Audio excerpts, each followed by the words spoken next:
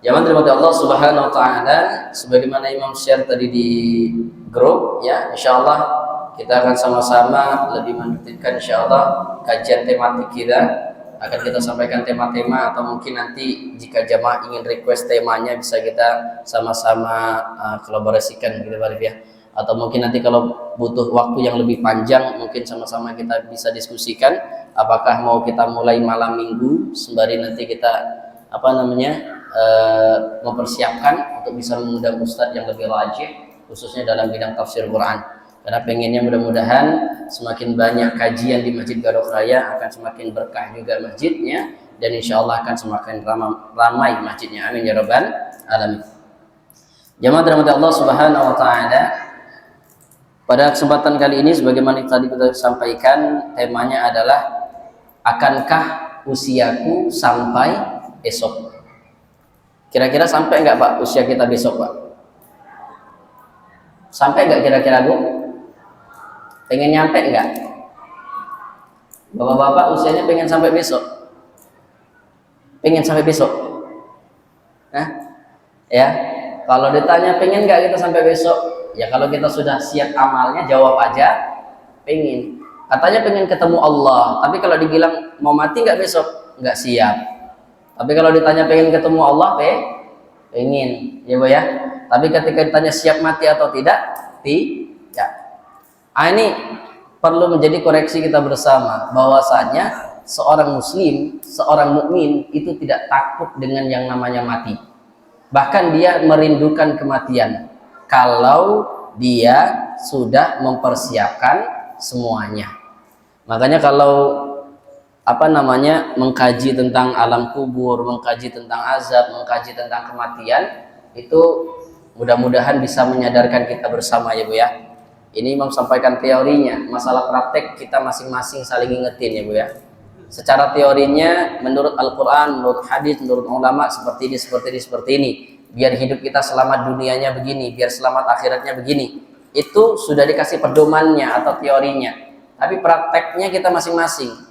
Seperti anak sekolah dikasih materi pelajaran, nah nanti tergantung anaknya pulang sekolah mau dipraktekkan atau tidak. Nah ini, akankah usia kita sampai besok? Kalau ditanya begitu, jangankan sampai besok, 1 detik setelah imam ngomong ini pun imam nggak tahu nyawanya masih ada atau tidak.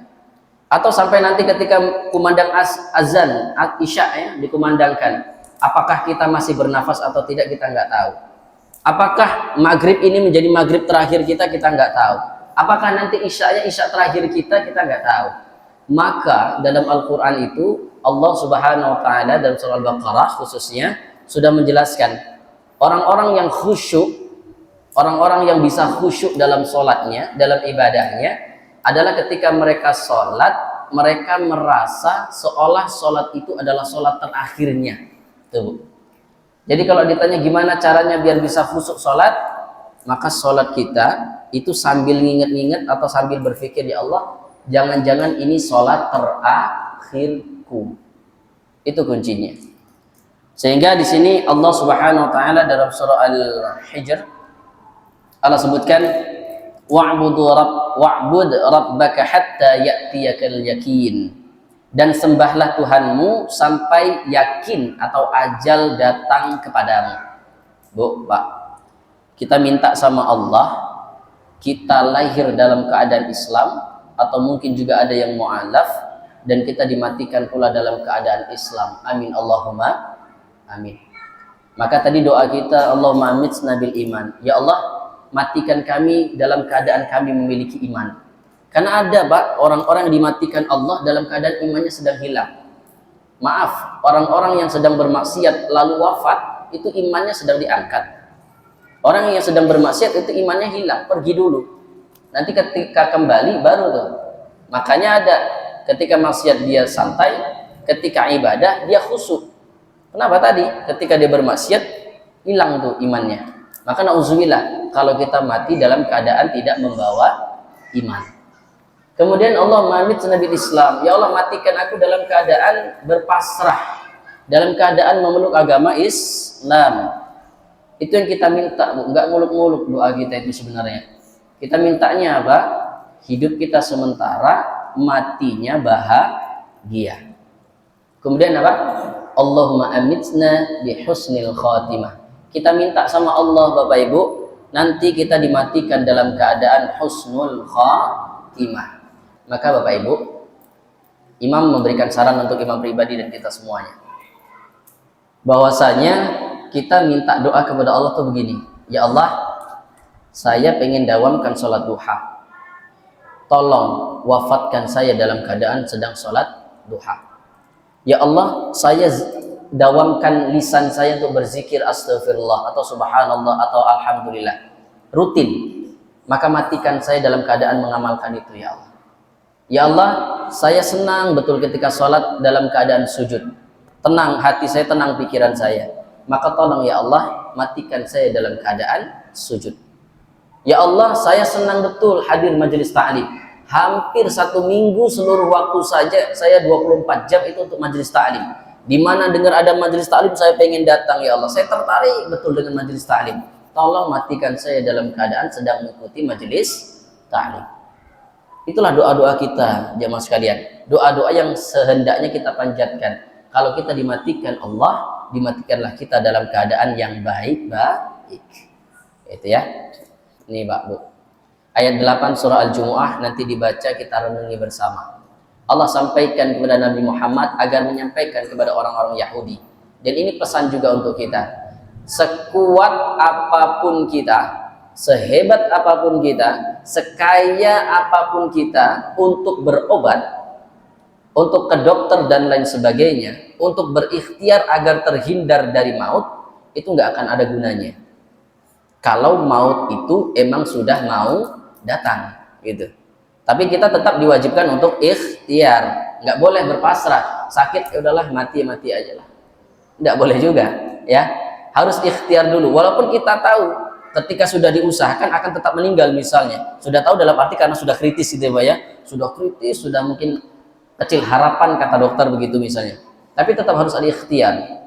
Tapi ingat tadi bahwasanya sekuat apapun kita, sehebat apapun kita, bahkan kita lari di bawah lapisan bumi paling dalam pun, kalau mati itu datang, maka dia akan tetap datang.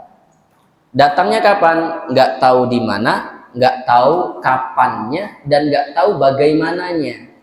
Maka itulah yang diajarkan oleh para ulama kita, agar kita ini selalu minta sama Allah muliakan kita selama di atas bumi, dan muliakan juga kita ketika berada di bawah bumi. Muliakan di atas bumi, kita wafat orang menangis karena kita. Saat kita lahir, ya Bapak ya, saat kita lahir kita menangis dan disambut dengan tawa orang-orang di sekeliling kita. Betul enggak Bu? Betul enggak kira-kira?